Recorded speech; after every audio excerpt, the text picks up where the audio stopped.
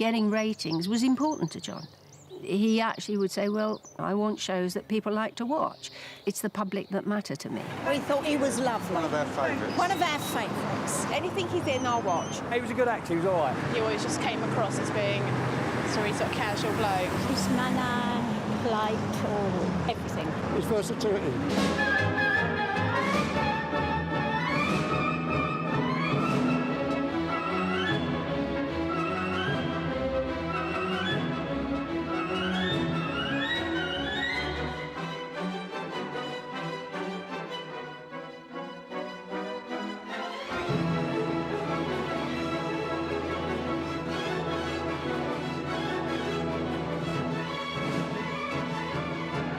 He was just totally believable in everything he was in, I think. I think he could appeal to the working class as well as the middle class as well as the upper classes. He makes mistakes, and I think that's quite sort of appealing. Oozed humanity. His vulnerability that went with the tough guy side of him. He had deep goodness in him, and a tremendous sense of fun and responsibility, all hidden in this wonderful flower. Integrity, strength, conviction, and truth. An honesty which sort of cut through any board or any kind of fashion. A nun wrote and said he was without side and without conceit. The camera certainly loved him. I mean, his eyes are fantastic. I think as an audience, you were constantly drawn to the mystery of this man. John was born in 1942 in Stowell Street, West Gorton, Manchester. It was a street that all the Thaws lived in fact. I lived there with John, my father and mother. Next door we had my gran and granddad. Further up the street was my Auntie Beat and Uncle Charlie. And he was a lovely, happy little boy because his mum was there then. And he was in and out, and he never knew where he was, you know. He was always with me. Mum and Dad decided they wanted something better, so we came here to Burnage, Manchester. It's a Manchester Corporation house. It's flat, there's an upstairs and a downstairs, and we had the downstairs. And it was a beautiful home, a happy home. But eventually, Mum decided she wanted to go. I mean, I always had this theory that perhaps she had the same kind of starry talent that John had, and to be a woman with that kind of personality in that era was very difficult. You know, you were very frustrated, stuck in a council flat, looking after two kids. I mean, you know, I'm not excusing her, because I do think she did damage him. Dad got me and John together, and he said, now, boys, Mum's gone. There's only the three of us. So we've got to make the most of it, and let's just all pull together, and that's going to be life from now on. When John's mum left, he was only 7, and Raymond was 5. And his dad was on long-distance lorry driving at the time. So John sort of took over Raymond in a way, and my brother left it with the lady above to make sure that they were up and had a breakfast and everything before they went to school, and make sure they were in at night if my brother wasn't back. John was left with all the cooking during the average day. The average day, I've got to admit, was a little bit rough, but we survived. They came to us a couple of times a week, then all weekend. But I used to go up with, one day I'd take pea and ham soup up in a pan. I mean, his childhood was spent, you know, among a group of, within a wide family network. But the core of that family was his father, whom he loved very, very deeply, and his younger brother Raymond, whom he felt he was responsible for and had to look after. And he told me a story once about how he got Ray dressed up in his best clothes, and he himself, and I think they were about 7 and 5 or something like that, and they went round to where they knew their mum was and knocked on the door, and I don't know if he actually asked the mother to come back, but their mum gave them a 6pence and said, you know, no, I can't come. Now, I'm sure she had her reasons, but I cannot imagine a more painful scenario for 2 little boys than that.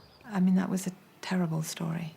I think any man that is brought up by men, in a household of men, loses something. There's a softness about a woman bringing you up. There's the cuddles and the kisses and the and the telling you you're wonderful and all that I think women are more apt to do than men are a bit, come on then, get on with it, you know, come on, son. This is Greenend School, the junior school that John and I came to, or the school that John used to drag me to.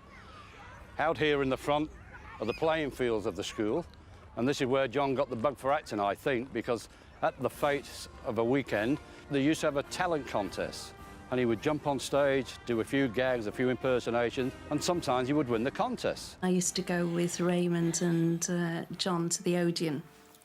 John actually was the entertainment during the children's Saturday morning cinema.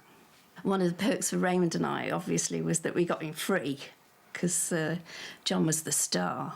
At home, my dad acquired a really old-fashioned microphone. But he connected it round the floor, a piece of wire, to an old wireless. And we used to sit on this settee, all in a row.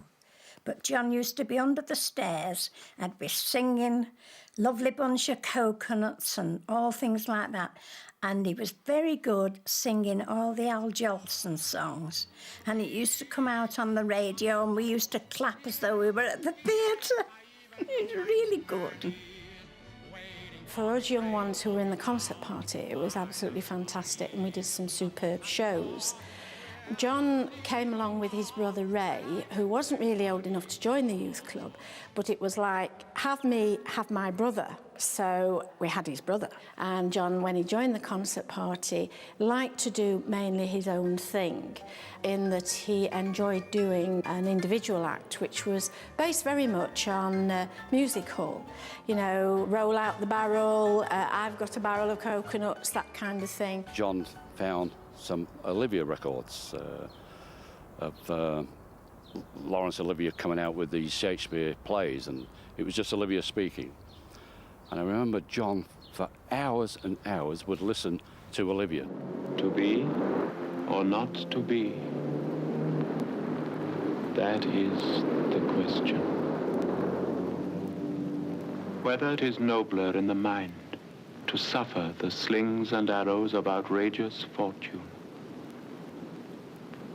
or to take arms against a sea of troubles, and by opposing, end them. John went on to Ducey Avenue Technical College, and there at that school they were doing more Shakespeare-type plays and stuff like that, and John really got the bug for it.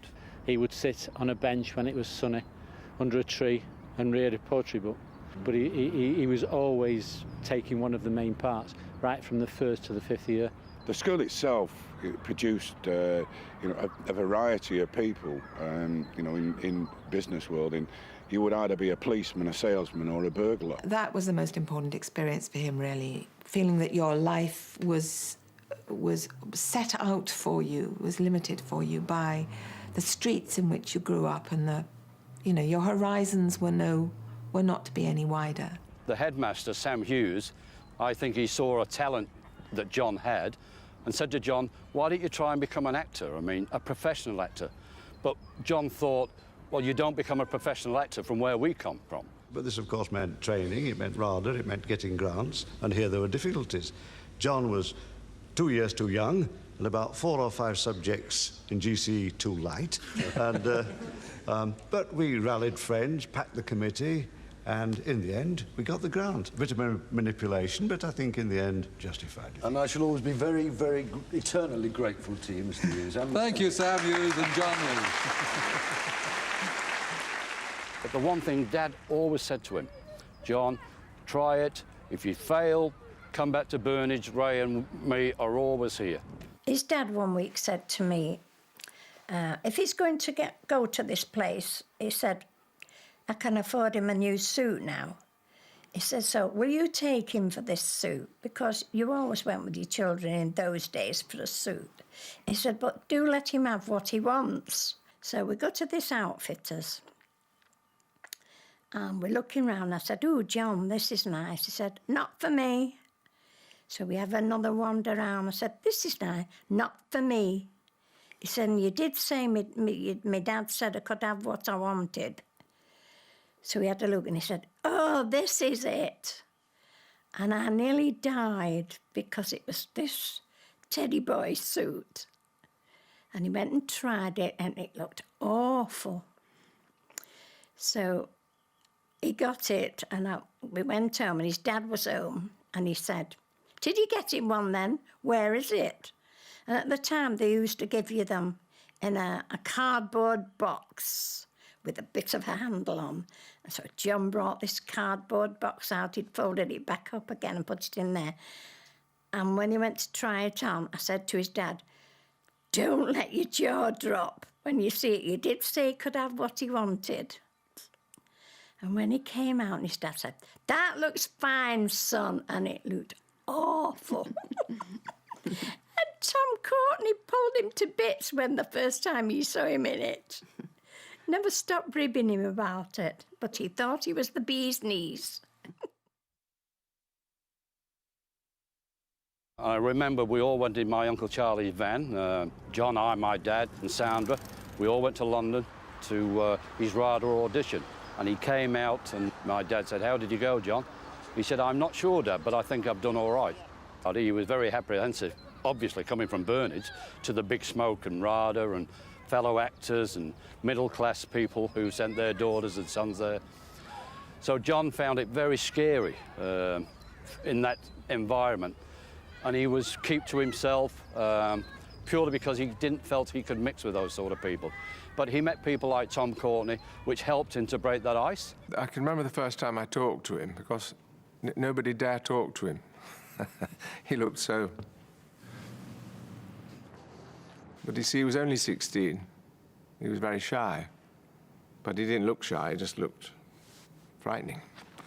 But I don't know, there was something about him that I just liked. And I remember I said something and all he said was, I'm all right, I'm all right, I'm all right. But I persevered and shortly he began to sort of actually say words back at me and we became best friends. And I remember him saying that after the first term at RADA in London, he went back home to Manchester and very nearly didn't come back. He just found the whole thing so alienating. The top voice teacher at RADA was a man called Clifford Turner.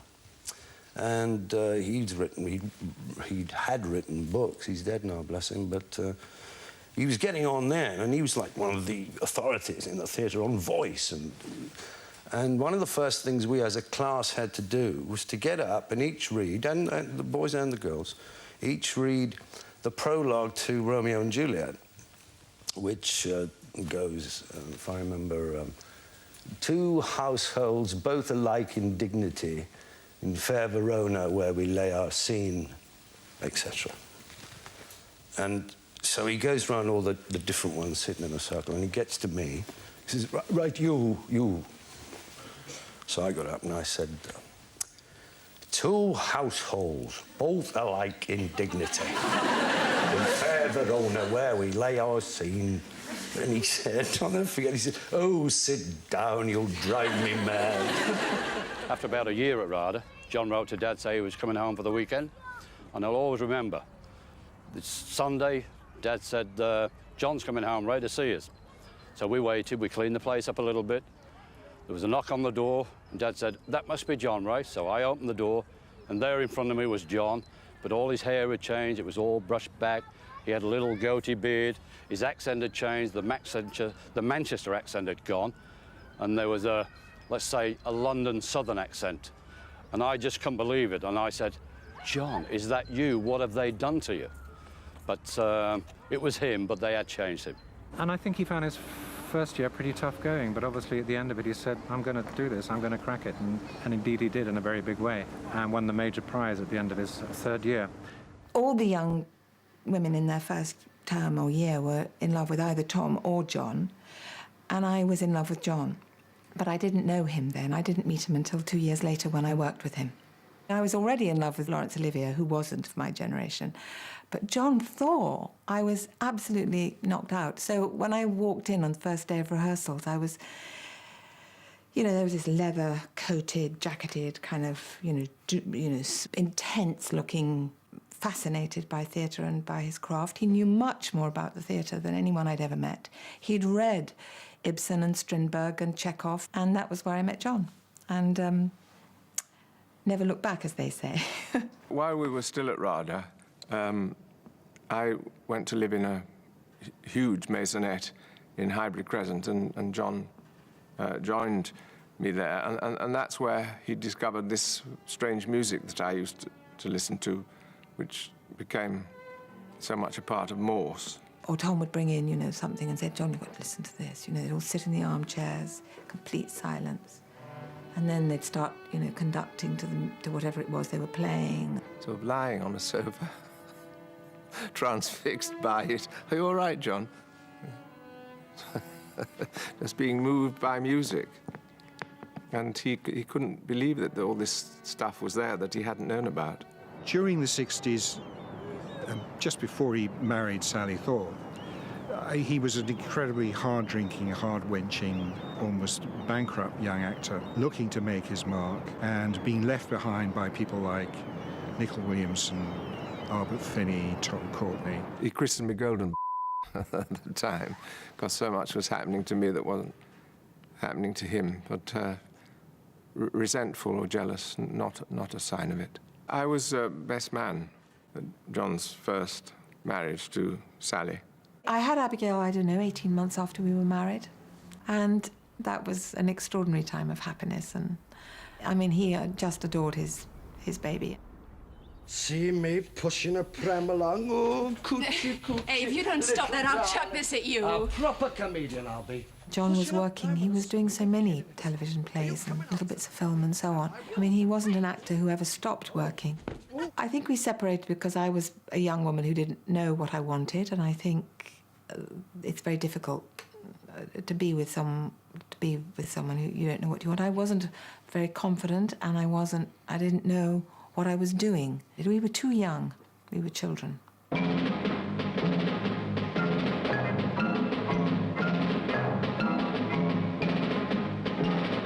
Although he was only 22 and very young when we made the series, in those days we took risks. We could take on somebody of that age and give them the leading role in a mid-evening drama series. And John was very effective. I'm Sergeant Mann, SIB. I've come up from brigade. And for me, John had an amazing stillness, an interior stillness, which gave him great authority somehow. I think Red Cap established him as a star because in television, if you appear regularly on the screen in a series of, say, 13 episodes, people know who you are. And don't forget that we're talking, what, 30 years ago? I was directing a stage play which was going to come into the West End, starring Sheila Hancock. And then they came up with this name, John Thaw, and I have to confess I hadn't heard of him. I really hadn't. But anyway, they said, and they were really thrilled about it and said, well, meet him. So I swanned in, West End star as I was at that time, and there was this sort of thing cowering in the corner, looking kind of sultry and slightly sulky about the whole thing. And I wasn't particularly looking forward to the rehearsal starting the next Monday after the weekend. He hadn't done a lot of that sort of comedy at the time, but he really learnt as he went along, and I loved him. I thought he was great fun. I was married at that time, but I thought he was the most enormous fun, and not a bit like the first impression. I mean, during the run, we did discover that we had very similar backgrounds. I mean, we both came from working class backgrounds. And then I think the turning point for me, for John, that really made me, I suppose, in a way, kind of fall in love with him, although I couldn't do anything about it, was we were driving. He had a little MG, and that was another thing. We shared a love of cars. I had a Morgan, and he had an MG. And we went for a ride in Scotland when we were on tour with the roof down, and he put some music on, and it was Shostakovich. And it blew my mind. And he, this trendy young guy with the shirt undone and the medallion, you know, and the kind of bell bottoms, was mad about classical music, as was I. And John had Abigail by Sally, his first wife.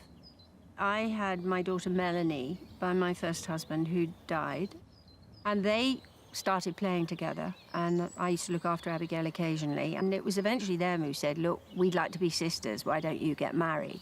John says that I proposed to him because he was much too shy to make the first approach. He was much too terrified that people were going to say, on your bike, you know, because he had no estimate of his own attractiveness or his own talent or his own anything, really.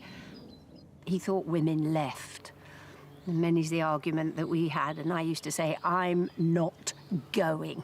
Whatever you do, I'm not going. Anyway, I jumped on him, according to him, and we got married. And then we had Joanna. So the two older girls were absolutely delighted to have another sister of their own. And John adopted Melanie, officially adopted her, so that she wasn't just a stepdaughter. So it's worked out terribly well, really. I think they probably love one another more than if they'd all been exactly the same parentage, because I think they think they're lucky to be with one another, really. He has had a household full of women, of course. There's 3 daughters, and at one point we had a female cat, and I think he did think that was a step too far. And he used to sometimes say, oh, God, I'm surrounded by women. I'm surrounded by women. Help me. Get out of my hair and all that. But he liked it. They fussed him, and he really thought that was all rather nice. He was terribly funny. I mean, that's the strongest memory, you know, that I have of him. He was a terribly funny man, wasn't he? He was a brilliant mimic. So he could do anybody instantly. Someone who just came delivering milk, someone or one of our various boyfriends. Yes, that was embarrassing, but... And he always had daft dances, silly dances. But I have to say, he did the cooking a lot of the time. Did get quite grumpy sometimes if it didn't go well. He was convinced he was absolute ace on the barbecue. This was a fatal mistake. And he had sausages that particular afternoon. He was trying to cook. And he couldn't light it. As he became more and more morose, more and more Mancunian, a lot of strange four-letter words arriving in monosyllabic and couldn't light it. So he hadn't got proper fuel. He thought he could just do it because he thought a brilliant cook. He had a gift, and we tried everything. We tried paraffin, we tried petrol, we tried gin, and it just didn't seem to ignite. But finally, it did sort of flicker into life. And after another hour and a half, when we knew what you know, barbecues, if they don't light, hell, we got these sausages. And they were done. They weren't raw or anything. He'd done them beautifully. But of course, you see, the flavour of paraffin doesn't really go with sausages. And so it was a bit of a bleak meal. But it was always quite funny that he was grumpy, you know, and that I think must have driven him mad, because sometimes he'd be so grumpy we would just laugh at him. I mean, it's strange that he had all these women. I guess they helped bring him round to the idea that women were all right because they loved him so much. I mean, the great thing about our marriage was that he started off very suspicious and very defensive and very angry and all sorts of things. And I think he learnt to love. I mean, certainly the last months of his life, he was the most loving man you could have. And I think that was one of his biggest triumphs, that he was a boy who wasn't taught to love as a boy, but learnt to love as an adult. And I think to do that is a mega triumph.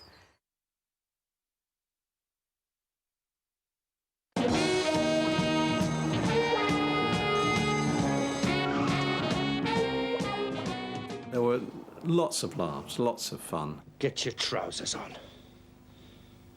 You're nicked.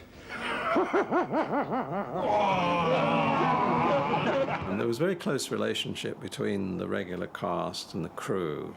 Lots of parties, lots of people getting drunk. Having said that, you know, everyone turned up on time the next morning and did their stuff. Here he is, Sir John Thaw.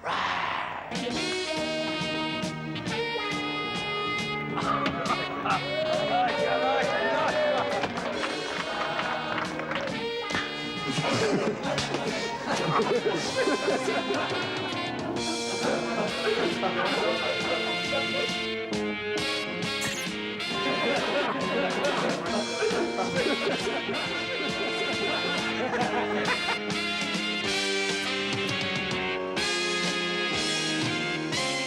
I knew John, and because I knew he had this great sense of humour, as did Dennis, I tended to put a lot more humour into the Sweeney than other writers. I'll give them this!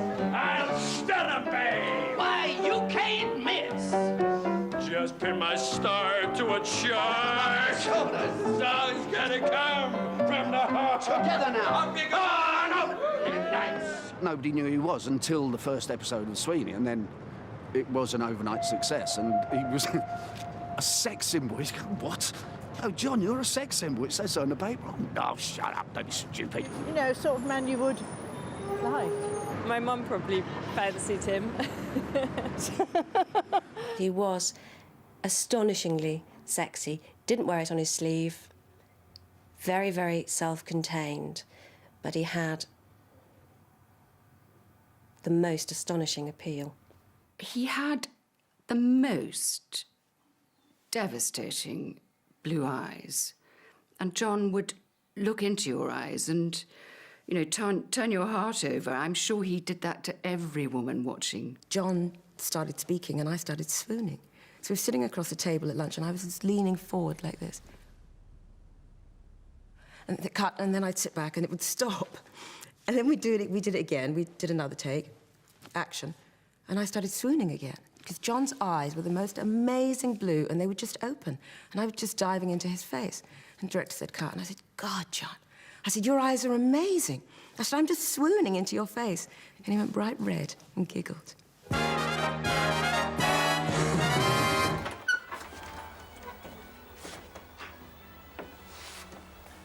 Hello. Yes? Remember me? Yes. I'm your son. I know. Are you going to ask me in? No. I don't think John made a decision to do a role because he felt he could be successfully popular within it. I think he was, if you like, more selfish than that. I think it was, can I bring something to this part? You know, will it challenge me? Will I enjoy it? And I think actors can be divided very, very generally into two sorts of people. And those that take say, what can I get out of this part, this role? And those that give say, what can I give this role? What can I do to help it? John was a supreme example of the second. He had almost a third eye in his head while you were performing a scene. Most actors are just trying to get from one end to the other without drying on camera. With John, this third eye would tell him if it was getting boring or the scene was kind of subsiding, and he could engage a third gear, if you like, and it just took off like a rocket booster, this sort of oomph. And if you were working with him, you went, oh, right, oh, we're really in a scene here. And you hung onto his shirt tails and went along for the ride. And I think the bottom line was, I didn't want to let him down. I'm convinced he made other actors act well. If he appreciated you and what you were doing, he was fantastically good about making sure you were being appreciated. I remember doing a scene with him in Kavanagh, and I had to cry in a scene, and we were sitting there, and, you know, as ever, there was lots to do. So we finished the scene, and the crew started to move off. And John went, hang on, he said. That's not easy, you know, doing that. You don't just do that and move on. That was something. Part of John's great technique was to be absolutely prepared, not just with the words, because, as I say, he always had his script under his arm, but when we did Mr. Tom, for instance, there are a group of skills he had to learn, only sufficiently enough, of course, to convince us on camera, but he had to play the organ, he had to hone knives, he had to do some roofing and build a chair. He would make sure that he had the right people around him to teach him how to do those things sufficiently enough to seem convincing. Oh, brilliant. He worked here. He would sit for hours with his scripts, paring it down, paring it down, paring down. And I think that absolutely sums up his work. I would occasionally do lines with him, in the old days, reading the bits in between. I used to love doing that as well. I used to ask to do that, so maybe he was just doing that as a favour. He actually became the character. And I think the combination of this face that the camera... I mean, there was a shot in the final Morse, which when I watched it, I found it very moving, but I also thought nobody but John could have quite held it. He's alone in his room thinking that he's resigning and, you know, everything, you know, the police job is over and where the hell is he, and he's alone and he hasn't got a woman and everything. And the camera pans in very, very slowly, very, very slowly. And John did nothing. He did nothing, but he just... God knows what was going on in his head. I mean, probably what was going on in his head was this was the end of Morse, and he was really sad about that. Any other actor would have been tempted to move the eye line or take a cigarette puff or take a drink or look out the window. No, just sat there. And that kind of simplicity, I think, works amazingly. But I do remember him saying to me, always keep coming out of a different corner, always keep them guessing. This is one of John's great strengths. His readings were so unexpected. They were so surprising, fresh, always. John came in as Doolittle, the dustman, to Higgins, and said, I've been in Edward Street, Governor. Higgins says, in a public house, yes? And Doolittle's line was, yes, Governor, why shouldn't I? And that why shouldn't I is usually done as a kind of Wilfrid Lawson wheedle. Why shouldn't I? Not young Thaw. Thaw had... I mean, he was an intelligent man and a well-read man, and he knew what he was doing. He knew his Bernard Shaw. And he realised that underneath this wonderful levity, particularly in a light-hearted piece like Pygmalion, always with Bernard Shaw, there is this undercurrent of this detestation of the poverty, of the violence and degradation that poverty inevitably breeds. And his reading of the line of being in a public house, yes, Governor, why shouldn't I? And it was wonderful. There was just that little flash of the stuff that turns people into Marxists. He could not bear sentiment, and that's why it was so moving, because he didn't ever say, look how sad I'm being, or look how sad this is, and look at these real tears and things like that. Tears would be the last resort. And that wonderful scene where he's talking to that boy and he just says it. You think you're the only person who ever lost anybody? And he often used to say to me, if I was getting my knickers in a twist about a scene, he used to say, just say the words, kid. Just say the words. And if they're good enough, they'll carry you. How do you think I felt, eh, when it happened to me? It's not just my wife I lost, you know. She was my best pal as well. My very best. And my lad. May not even here. John really needed people around him that he could trust. He didn't trust lots of people, to be perfectly honest. He was very suspicious.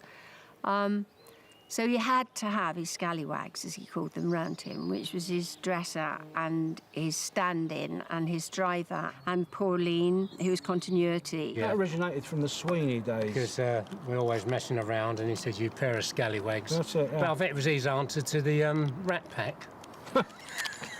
If they were on location, he would always go out with them, not anybody else, not the actors. It's just wanted a normal night out with normal people. As far as we're concerned, I'm concerned, we're normal working people. We were like his family when they weren't there. An extension to his family. Yeah. They boosted him and they supported him and they understood him. I think they knew how to handle his moods. Me and Barry would then start saying little things just behind his back or in his earshot. And he wouldn't take any notice. Then we'd go on a little bit further and say it again. And then you'd get a little snirk from his mouth. And then we'd say, we've cracked it now. Then we'd go on again and he'd say, F off you two. Driving me mad, go away. And then he'd be out of it. I never saw him grumpy, but he was unbelievably shy. He was an introvert and thoughtful. Probably a shy extrovert. He had a difficult time as a child, and I think he protected himself as a result of it, and there was a wall of protectiveness that very few managed to break down, and it was something amazing that was inside, and you just had to batter at it to get to it. Funnily enough, last night, one of my daughters burnt a tart and was in tears, as we often are at the moment, and she said, "Oh, if only Dad had been here." And I said, "Well, what would he have done?" And she said, "Well, he would have laughed at it. He'd have cracked some joke, and it would have been all right. He'd have made it okay." And he was wonderful. He had an extremely eccentric turn of humour. He would, I mean, honestly, it's quite unusual, isn't it, to be with somebody for 30 years and still be able to cry with laughter. I mean, he has had me crying with laughter.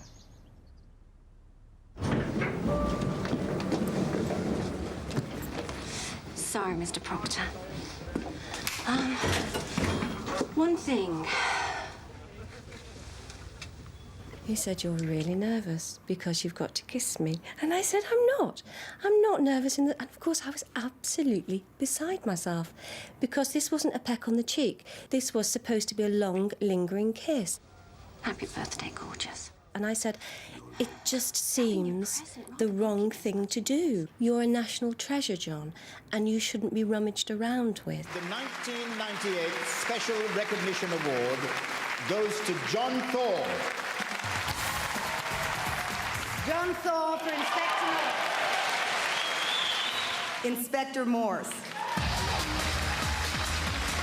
John Thaw.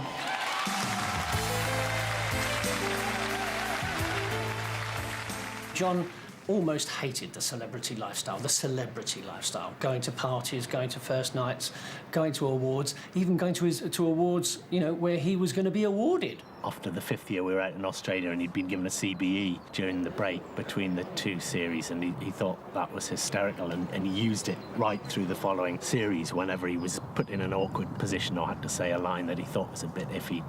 So, "I can't say this, I'm a commander of the British Empire."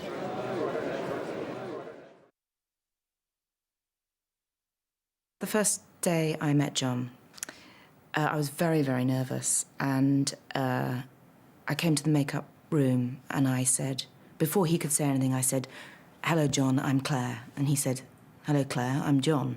And I thought, oh no, this is awful. That was the end of the conversation.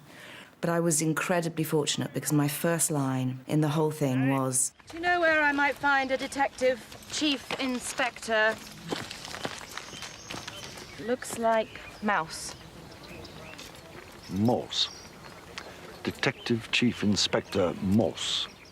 And the first time I did it, the first rehearsal, there were about 20 policemen around, all the crew, Kevin and everybody else, and everybody laughed and laughed and laughed. And it was the most brilliant icebreaker. First met John in 1985 when I first left drama school. It was my first job in rep. My parents came to see the show. It was my first professional job, you know, after 3 years at drama school. And all I was like the door opened this far, and I pushed a summons through and delivered it to them, and then the door closed. I inadvertently told him that my parents were coming to see the show that night beforehand. And all I had to say was, "This is your summons. Please appear at various magistrates at this time." But it was set through a door with that much gap, yeah? Anyway, my parents are in the audience, front row. Of course, I bang on the door goes wide open. He says, "Come in, officer." I tried. I couldn't say a word. And there he was, twinkling, looking upstage at me, going, "Welcome to the professional theatre, Mr. Kemp." He never forgot the fact that his own career was finally brought to fruition in study terms at the Royal Academy of Dramatic Art because he got a grant, because he got a scholarship, a bursary, which he couldn't have attended, rather, without that help. And whenever he got a major contract for whatever it was, principally on television, he would put a portion of that, not enormous, but a very significant proportion of that, into the bursary funds and the building funds at RADA. He was so good in the roles he played in things like the Sweeney and Morse that the broadcasters wanted him to go on forever, and I know he often had to fight his way out. All sorts of inducements were made to him to stay playing a part, and he would say, look, I'm terribly sorry, I've just done enough, I can't give any more to this. The final death of Inspector Morse in the main quad at Exeter College. He had to keel over on the lawn. Camera was set up, turned over, jammed. The crew went off to check the camera. Camera was perfectly well. Jammed again. Take 2. Take 3, it jammed again. Take 4, it jammed again. Take 5, it jammed again. No one could understand it. They got the final shot on take 6. Now this is really peculiar because we've never had any trouble with the camera for years and years and years. And there's one shot they had of Inspector Morse dying in front of their camera, and he didn't want to shoot it.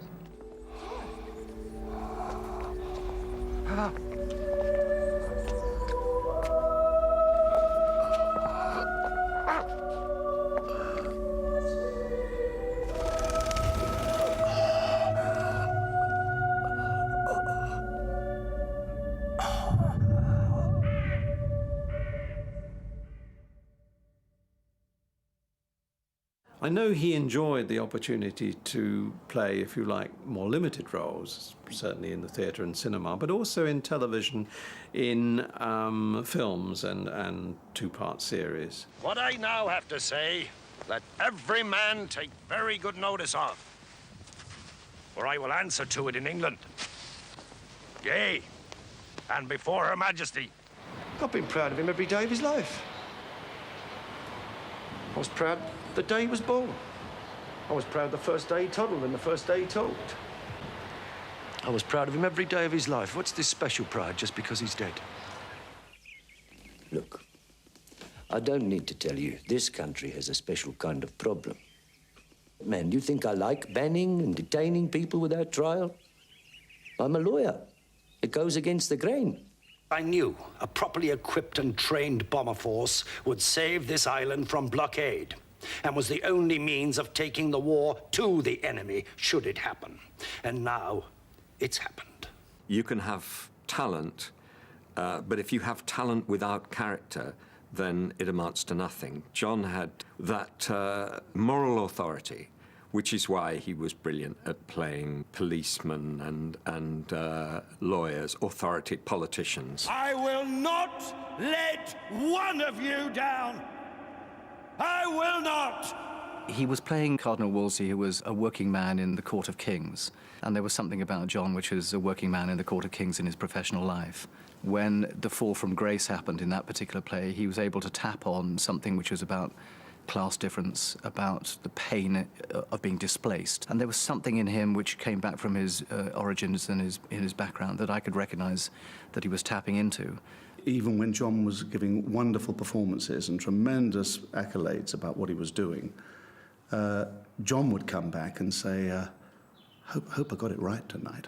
Hope I did. I think I might have done. And but he didn't. Don't think he knew how good he was. He was a very, very potent stage actor. However, having said that, John wasn't ashamed to be a television actor. He always realised the potency of television. He's been a lucky guy that people who right at the beginning, like Troy Kennedy Martin and all those sort of people, saw this special thing that he had. And he had a beautiful house in the country and surrounded by big high brick walls. And one day he said to me, "Ray, come and have a walk in the garden with me. Remember Burnage?" I said, "Yes, I do." He said, "Do you know, I had a dream that I didn't tell anybody about. And the dream was that one day I was going to have a beautiful home with a beautiful garden and brick walls all round so nobody could see me, and I was safe and protected." And he said to me, "That's what I've achieved." He loved it. I mean, This house, John often used to sit here and say, "We cracked it, kid. We cracked it." I mean, it was very important to John, coming from the background he did, and I suppose to me, to have lovely things. Oh, and the lovely grandchildren, joy of my life. He was a bit frightened of the grandchildren, bit frightened that they might tell him where to get off. I mean, it is the best time to having grandchildren, it really is. And John enjoyed it. It gives me special pleasure then to award the BAFTA Fellowship to John Thaw.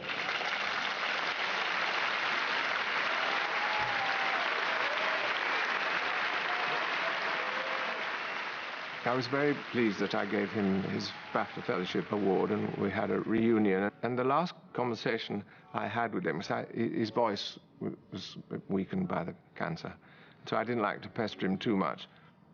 And then he took me back again to our early years of joking. We both had known this very camp musician who used to speak in a very strange and affected way. And one of the things he used to say was, let's commit telephonage. and John reminded me of this. It was the last thing he ever said to me. He said, "I tell you what, Tommy, we'll commit telephonage." And we never did anymore. But it was a sweet little note to go out on. I feel like I've lost a brother more than anything else, because he was very loyal, genuine, looked after you. On one of those swings, none of us had a chance to say goodbye. No. But he was just wonderful. I mean, he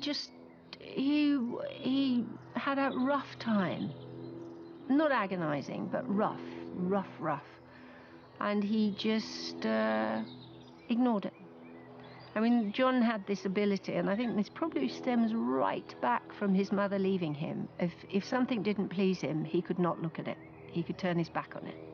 And that's what he did with his mother. He did not choose to ever forgive her or find out about her. He did see her once, but he didn't like her. And he could just go and walk out of it, you know? And it stood him in very good stead with his illness, because, you know, I'd say to him sometimes, "God, you're going through it, aren't you?" And he said, "I've got no choice." And that was his attitude. And it made it very easy for everybody around him, because he wasn't moaning. He never moaned. I mean, the night before, we walked around this garden, and he was hanging on a bit, but he was still well strong. And we had a Lancashire hot pot, which he suddenly wanted. And then that night, in the middle of the night, one knew that things were going down here. I mean, I had been warned that it would only be a matter of days and weeks if we were lucky. And John had, but again, chose not to hear it. We only had one slight weep together at one stage, but even then he didn't talk about it. We just hung on to one another. But towards the end, people kept saying alarming things that might happen, but I took the risk because I knew he'd want to be here. And he died here. And that's what he would have wanted. And the children were here, and the grandchildren were here. And this was what he worked for. This was what he loved. This was when he was himself. He wasn't Morse, he wasn't Sweeney, he wasn't any of the things that the public thought he was. He was a husband and a father and a man. And that's what he was when he died, you know? Much missed, I'm afraid. Much missed.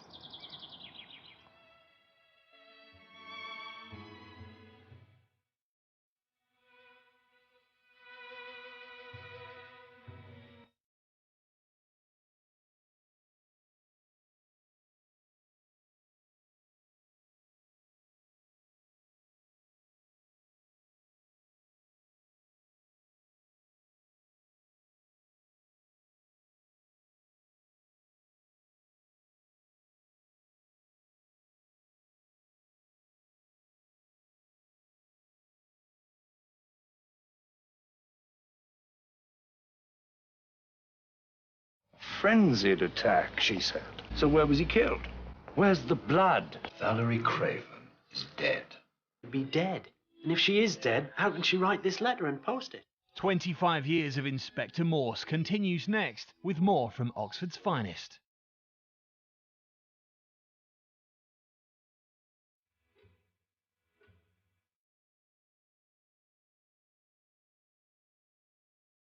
Airwick Refills sponsor ITV3 Afternoons.